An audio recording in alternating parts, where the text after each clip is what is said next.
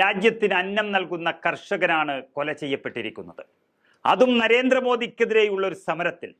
പകരം ചോദിക്കാതെ വിടില്ല എന്ന് കർഷകർ ഉറപ്പിച്ചിരിക്കുന്നു. ചോരയ്ക്ക് ചോര എന്നതല്ല കർഷകരുടെ രീതി. കർഷകരുടെ നീതി ഉറപ്പാക്കാൻ കഴിയാതെ ചോരപ്പുഴ ഒഴുക്കുന്ന ഭരണാധികാരികളെ വലിച്ചു താഴെയിടുക എന്നതാണ് കർഷകരുടെ ഇനിയുള്ള പ്രതികാരം. അതിനവർ തയ്യാറായി കഴിഞ്ഞു. ഹരിയാനയിലെ ഖനൗരി അതിർത്തിയിലാണ് കർഷകൻ മരിച്ചത്. ശംഭുവിലെ നേതാക്കളെ ഒന്നടങ്കം ഖനൗരി അതിർത്തി സന്ദർശിക്കുമെന്നും തുടർ നടപടികൾ അതിനുശേഷം തീരുമാനിക്കുമെന്നും കർഷകർ അറിയിച്ചിരിക്കുകയാണ്. പരിക്കേറ്റ കർഷകനെ പട്യാലയിലെ ഡോക്ടറാണ് പരിശോധിച്ചത്.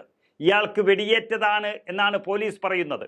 ഗുരുതരാവസ്ഥയിലായതിനാൽ ഇയാളുടെ ജീവൻ രക്ഷിക്കാൻ ഡോക്ടർമാർക്ക് സാധിച്ചില്ലെന്നും ഇയാളുടെ പോസ്റ്റ്മോർട്ടം ഫലം ഇതുവരെ പൂർത്തിയായിട്ടില്ല എന്നതും കർഷകരെ ക്ഷുഭിതരാക്കിയിട്ടുണ്ട്.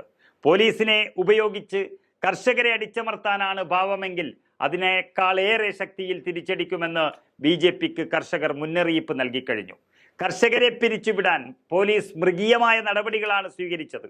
കണ്ണീർവാതകം പ്രയോഗിച്ച് 3 റൗണ്ടാണ് കണ്ണീർവാതകം പ്രയോഗിച്ചത്. ഡ്രോണുകൾ ഉപയോഗിച്ചായിരുന്നു പ്രതിഷേധക്കാർക്ക് നേരെ കണ്ണീർവാതക ഷെല്ലുകൾ ഉപയോഗിച്ചത്. ഇതിൽ ക്ഷുഭിതരായ കർഷകർ ദത്താ സിംഗ് ഖനോരി അതിർത്തിയിൽ വിന്യസിച്ച സുരക്ഷാ ഉദ്യോഗസ്ഥരെ വളഞ്ഞ് വൈക്കോലിൽ മുളകുപൊടി വിതറിയ ശേഷം കൂട്ടിയിട്ട് കത്തിക്കുകയാണ് ചെയ്തത്. പോലീസുകാരെ വടിയും ഇരുമ്പ് ദണ്ടും ഉപയോഗിച്ച് ആക്രമിച്ചുവെന്നും പോലീസിന് നേരെ കല്ലെറിഞ്ഞുവെന്നും ഇതിൽ 12ഓളം സുരക്ഷാ ഉദ്യോഗസ്ഥർക്ക് ഗുരുതരമായി പരിക്കേറ്റുവെന്നും പോലീസ് റിപ്പോർട്ടിലുണ്ട്. ഏതായാലും നരേന്ദ്രമോദിയുടെയും BJPയുടെയും പോലീസ് സംവിധാനത്തിന് പോലും നിയന്ത്രിക്കാൻ കഴിയാത്ത രീതിയിലേക്ക് കയ്യിൽ നിന്നും വിട്ടുപോവുകയാണ് കർഷക സമരം. ഇത് ലോക്സഭാ തെരഞ്ഞെടുപ്പ് അടുക്കുംതോറും ഉത്തരേന്ത്യയിൽ കനത്ത വെല്ലുവിളിയാണ് മോദിക്കും BJPക്കും ഉയർത്തുന്നത്.